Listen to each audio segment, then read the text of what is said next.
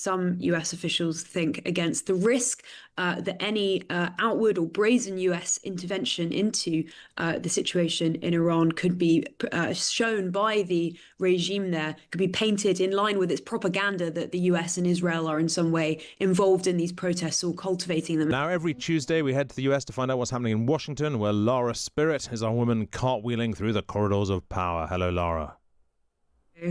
Hello, Lara. Good to speak to you. Look, let's talk about Iran first up. Donald Trump has been saying for quite a few days that he's ready to strike Iran after the violent crackdown on protests there. His national security team are going to be meeting today. Do we know, Lara, what options are they likely to be weighing up? Yeah, so Trump will be briefed today by Marco Rubio, his Secretary of State, J.D. Vance, the Vice President, the General Dan Kane, his Chief of Staff, and other officials as part of his team. He has not made up his mind, but according to a report in the Wall Street Journal, he is leaning towards military strikes against Iran. He could still change his mind, and the publication reports that J.D. Vance, the Vice President, is pushing at the moment, or believed to be pushing, talks before any strikes. And Vance is said to have been sort of sceptical of the strikes in June before they happened, but is remaining open to them happening this time. So clearly there hasn't been a final decision that has been made yet. There remain a number of other options that the Trump administration could push forward with, things like cyber attacks, like boosting, accounts of social media users that are opposed to the regime online. All of this has to be weighed, some US officials think, against the risk that any outward or brazen US intervention into the situation in Iran could be shown by the regime there, could be painted in line with its propaganda that the US and Israel are in some way involved in these protests or cultivating them. And they are very worried about looking like that might be the case, when of course to them it is absolutely not. So those are where we are at the moment. Clearly this meeting today will be significant. If, Lara, this wave of protests ends with even huger numbers of people being killed and the Iranian regime in place, whatever other deals they may come to with the White House, is there a perceived danger within the White House that leaves the president looking pretty weak, given the sort of big talk he's been engaged in up until now? Oh, have we still got Lara? We might have momentarily lost it. Yes, Lara, I think you're back with us. You drew breath, and then there was silence, and I didn't think you were just mulling it over, but maybe you were. I was in deep thought, Hugo. Yeah, no, I was in the middle of talk. I'll start again.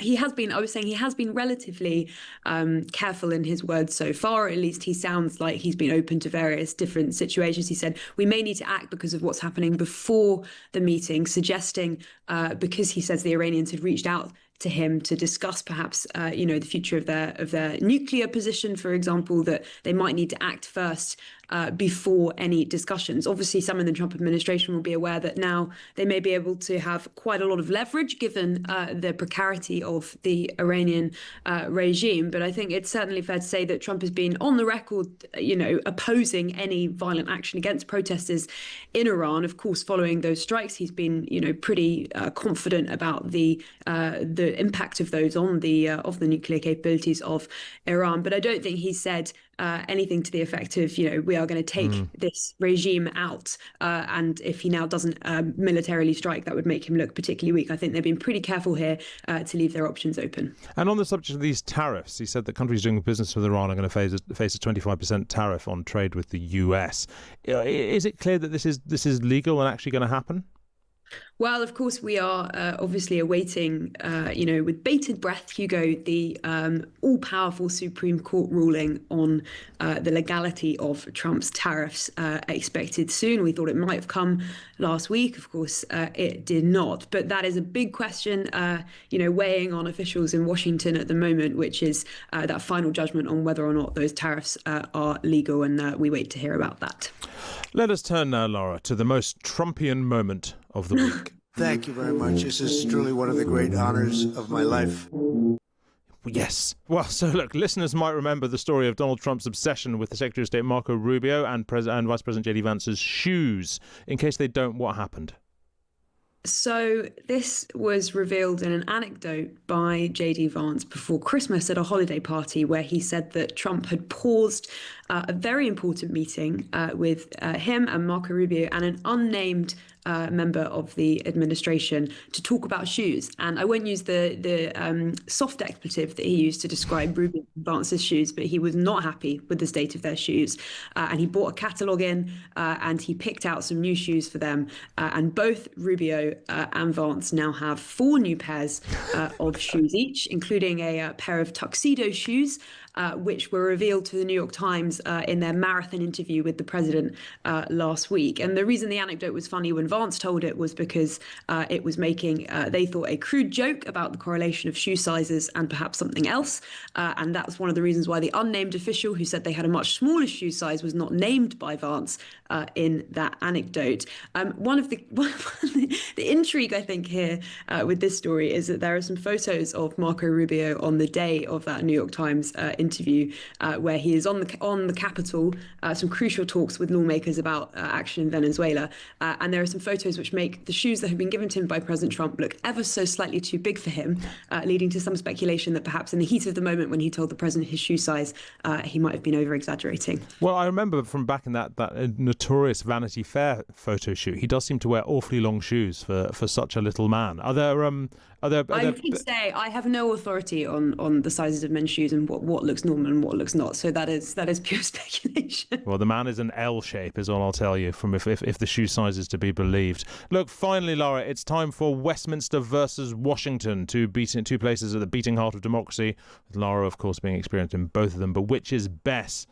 So this week, Lara, I want to ask you about the parliamentary lobby in the UK. That's the group of journalists accredited to cover goings-on at Westminster, and the White House press corps, which is pretty self-explanatory. What are the major differences between them? Yeah, so I mean, of course, before the major differences would be things like, your big ticket briefings of the week in the US would be with, for example, Caroline Leavitt, the White House press secretary. You would have journalists crammed into that room. It would crucially be televised. It would all be on the record. And you would have, people sat in, you'd have clear seniority. It would appear visibly from those in the front row backwards in some cases. So that is different from, for example, the previously twice daily lobby briefings that you would get from the Prime Minister's spokesperson in the UK, which would be, albeit on the record, it would not be a big sort of televised and in some ways combative often affair between journalist and member of the administration or government. I think some of that is changing slightly. So, we heard before Christmas about a big shake-up in the UK with regards to those lobby briefings. Tim Allen, the comms director in Number 10, cancelling afternoon briefings on account of, he says, fairly poor attendance and the world changing. And they're going to replace them with a sometime press conference with ministers, maybe even the Prime Minister.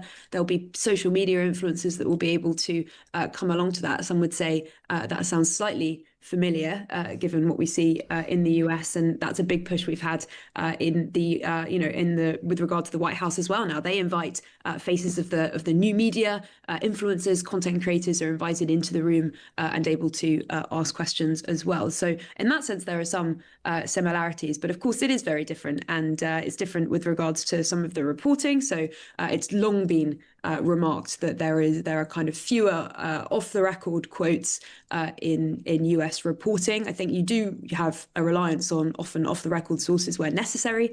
In the US, you have definitely less of the kind of quotes, I would say, the sort of gossip quotes in some of the more mainstream publications in the US.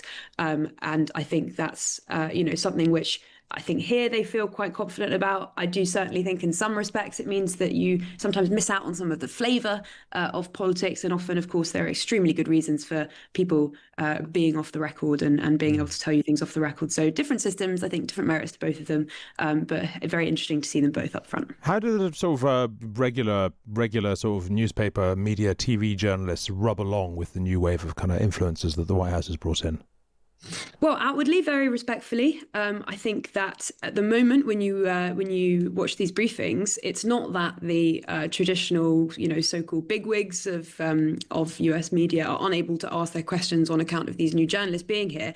One of the things that can very fairly be said of this administration is that they are, fairly present in front of the press. You do have these briefings. Caroline Leavitt does answer these questions. She is present at them. President Trump is extremely accessible by the standards of modern presidents. He does a number of public events. Often you will have events that are listed in the diary as not being open to press, that last minute they'll be like, okay, we'll open this up to press, and you'll have questions from journalists there. So I think if there were a situation where you felt like perhaps these influencers were getting access where others weren't, and crucially, we do have that, for example, with the Pentagon press corps, separate press corps, of course, to the White House press corps, but covering all sorts of vital questions around national security, where you did have a mass exodus of those more mainstream journalists who have been replaced by some very Trump-friendly reporters and influencers and commentators, because of the Pentagon demanding that journalists sign a new press policy, which would have made it very difficult, for example, to publish information that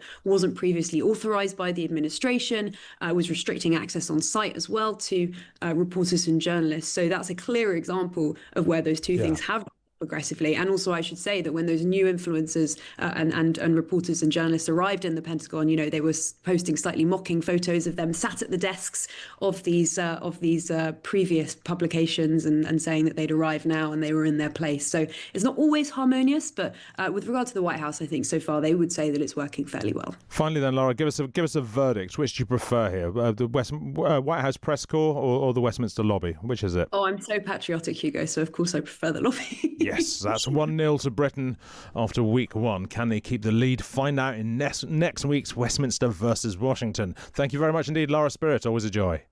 Thank you. Thank you, Lara.